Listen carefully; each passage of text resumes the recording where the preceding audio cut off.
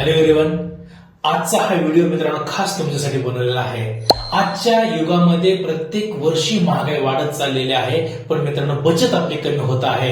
तुम्ही असं जे विचार केला असेल, एक उदाहरण देतो।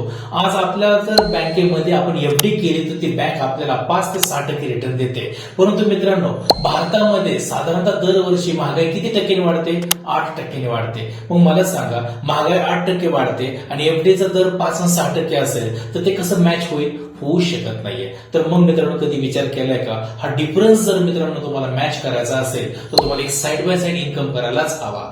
तर मित्रांनो त्यासाठी तुम्हाला सर्वांना योग्य प्लॅनिंग, कमी रिस्क आणि योग्य पद्धतीची स्मार्ट इन्व्हेस्टमेंट करणं गरजेचं आहे।